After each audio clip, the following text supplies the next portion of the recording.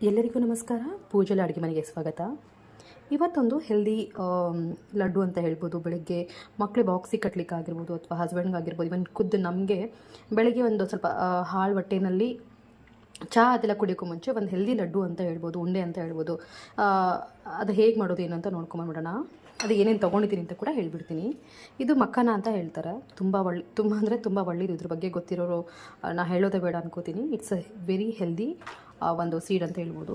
ಅದು ಬಿಟ್ಟರೆ ಗೋಡಂಬಿ, ಸೇಮ್ ಇಲ್ಲಿ ಏನಿದ್ದೀನಿ ಪಂಪ್ಕಿನ್ ಸ್ವೀಟ್ಸ್ ಅಂದರೆ ಕುಂಬಳಕಾಯಿ ಬೀಜ, ಒಣದ್ರಾಕ್ಷಿ, ವಾಲ್ನಟ್ ತೊಗೊಂಡಿದ್ದೀನಿ.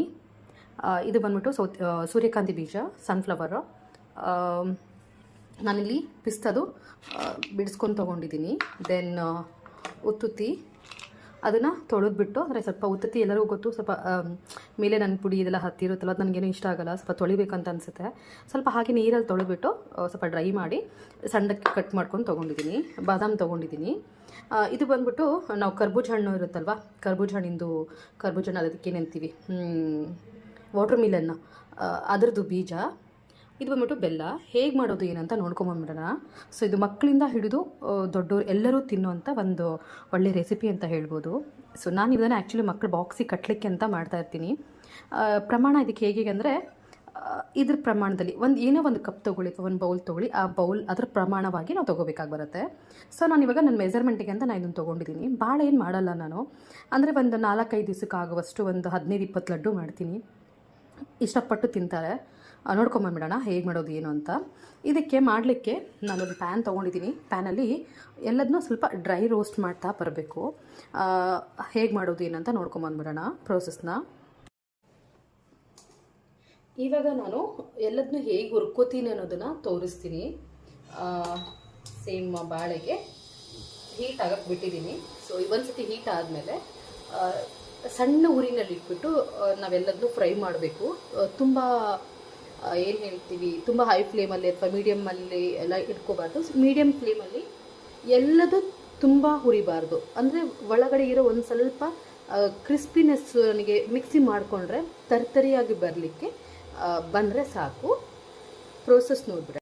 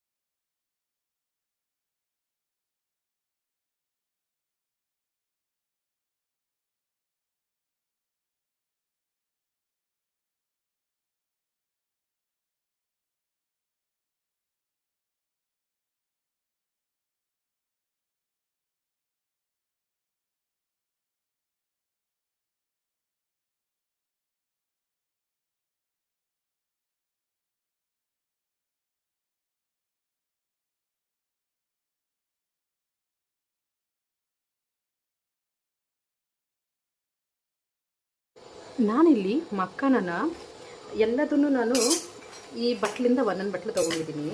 ಸೊ ಮಕ್ಕನ ಮಾತ್ರ ನಾನು ಜಾಸ್ತಿ ತೊಗೊಂಡಿದ್ದೀನಿ, ಅಂದರೆ ಈ ಬಟ್ಲಿಂದ ಒಂದು 5-6 ಇದು ಆಗುವಷ್ಟು ತೊಗೊಂಡಿದ್ದೀನಿ. ಎಲ್ಲವನ್ನು ನಾನು ಈ ಬಟ್ಲಿನಿಂದ ಮೆಜರ್ಮೆಂಟ್ ಮಾಡಿಕೊಂಡು ಒಂದೊಂದು ಬಟ್ಲು ತೊಗೊಂಡಿದ್ದೀನಿ. ಬಟ್ ಮಕ್ಕನ ನಾನು ಈ ಮೆಜರ್ಮೆಂಟ್ ಕಪ್ಪಿಂದ ತೊಗೊಂಡ್ರೆ ಒಂದು 5-6 ಕಪ್ ಆಗುವಷ್ಟು ತೊಗೊಂಡಿದ್ದೀನಿ. ಇದನ್ನು ಜಾಸ್ತಿ ಪ್ರಮಾಣದಲ್ಲಿ ನಾನು ತೊಗೊಂಡಿದ್ದೀನಿ. ಹೆಲ್ದಿನೂ ಒಳ್ಳೆಯದು, ದೆನ್ ಟೇಸ್ಟು ತುಂಬ ಚೆನ್ನಾಗಾಗತ್ತೆ.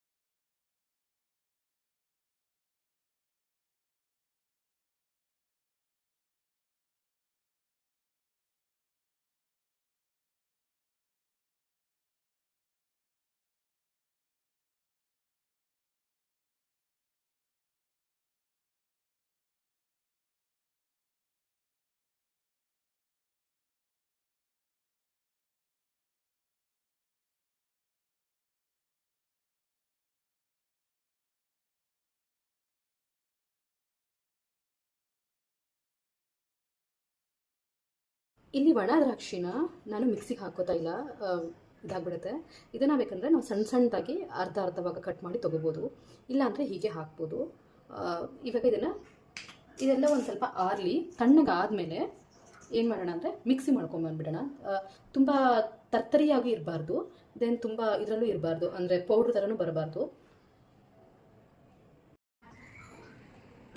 ಮಿಕ್ಸಿಗೆ ಸಿಗೋಣ.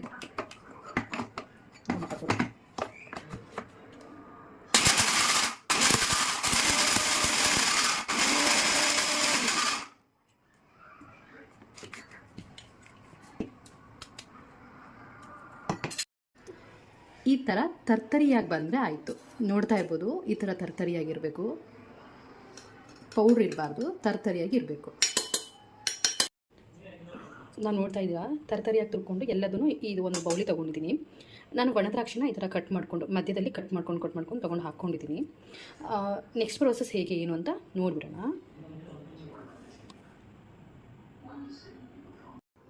ಈಗ ಒಂದು ಪಾತ್ರೆಯಲ್ಲಿ ನಾನು ಬೆಲ್ಲ ಹಾಕ್ಕೊಂಡಿದ್ದೀನಿ. ನೀವು ಬೆಲ್ಲದ್ದು ಕುಟ್ಟಿರೋ ಬೆಲ್ಲನಾದರೂ ತೊಗೋಬೋದು. ನಾನು ಇಲ್ಲಿ ಬೆಲ್ಲದ ಪುಡಿ ತೊಗೊಂಡಿದ್ದೀನಿ. ಸೊ ಇದನ್ನು ನಾನು 2 ಥರ ಮಾಡಿ ತೋರಿಸ್ತೀನಿ. ಒಂದು ಉಂಡೆ ಕಟ್ಟೋ ಥರ, ಇನ್ನೊಂದು ಇವಾಗ ನಾವು ಶೇಂಗಾ ಚಿಕ್ಕಿ ತಿಂತೀವಿ ಗೊತ್ತಾ, ಲೈಕ್ ಆ ಥರ 2 ಥರನೂ ನಿಮಗೆ ನಾನು ಮಾಡಿ ತೋರಿಸ್ತೀನಿ.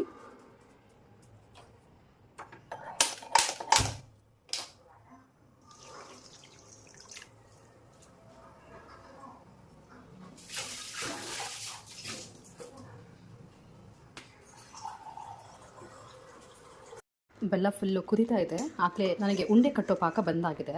ಅದನ್ನು ಚೆಕ್ ಮಾಡೋದು ಹೇಗೆ ಅಂತ ತೋರಿಸ್ತೀನಿ. ನಾರ್ಮಲಿ ಎಲ್ಲರಿಗೂ ಗೊತ್ತಿದ್ದೇ ಇರುತ್ತೆ, ಸೊ ಗೊತ್ತಿಲ್ಲದವ್ರಿಗೆ ತೋರಿಸ್ತಾ ಇದ್ದೀನಿ. ಈ ಥರ ನಾನು ಹಾಕಿದರೆ ಇದು ಲೈಕ್ ಉಂಡೆ ಥರ ಕಟ್ಕೋಬೇಕು. ನಾವು ಈ ಥರ ಮಾಡಿದರೆ ಕಾಣಿಸ್ತಾ ಇದೆ ಅನ್ಕೋತೀನಿ. ಈ ಥರ ಮಾಡಿದರೆ ಅದು ಉಂಡೆ ಥರ ಕಟ್ಕೋಬೇಕು. ಓಕೆ, ಆವಾಗ ಇದು ಉಂಡೆ ಲಡ್ಡು ಕಟ್ಟಲಿಕ್ಕೆ ಬಂದಿದೆ ಅಂತ ಅರ್ಥ. ಇವಾಗ ನೆಕ್ಸ್ಟ್ ಇದೇ ನನಗೆ ಶೇಂಗಾ ಚಿಕ್ಕಿ ಮಾಡಲಿಕ್ಕೆ ಬೇರೆ ಪಾಕ ಬೇಕು. ಅದನ್ನು ಹೇಗೆ ಅಂತ ತೋರಿಸ್ತೀನಿ. ಈಗ ನಾನೀಗ 2 ಭಾಗ ಮಾಡ್ಕೊಂಡಿದ್ದೀನಿ. ಈಗ ನಾನು ಒಣ ಶುಂಠಿ ಪುಡಿನ ಹಾಕ್ತಾಯಿದ್ದೀನಿ. ಒಂದು 3/4 ಚಮಚ ಆಗೋಷ್ಟು ಒಣ ಶುಂಠಿ ಪುಡಿ ಹಾಕ್ತಾಯಿದ್ದೀನಿ. ಬೇಡ ಅನ್ನೋರು ನೀವು ಏಲಕ್ಕಿ ಪುಡಿನ ಹಾಕೋಬೋದು, ಬಟ್ ಹಾಕಿದರೆ ತುಂಬ ಒಳ್ಳೆಯದು, ಅಂದರೆ ಡೈಜೆಷನ್ಗೆ ಯಾವ ಪ್ರಾಬ್ಲಮ್ ಇರಲ್ಲ, ತುಂಬ ಒಳ್ಳೆಯದು ಅಂತ. ನಾನು ಉಂಡೆ ಕಟ್ತಾ ಇದ್ದೀನಲ್ವಾ, ಅದಕ್ಕೆ 1 ಸ್ಪೂನ್ ತುಪ್ಪನೂ ಕೂಡ ಹಾಕ್ಕೋತಾ ಇದ್ದೀನಿ. ರುಚಿ ಚೆನ್ನಾಗಿ ಬರುತ್ತೆ, ಹೆಲ್ತಿಗೆ ಒಳ್ಳೆಯದು ಅನ್ನೋ ಪರ್ಪಸ್ಸಿಗೆ ನಾನು ತುಪ್ಪ ಹಾಕ್ಕೋತಾ ಇದ್ದೀನಿ.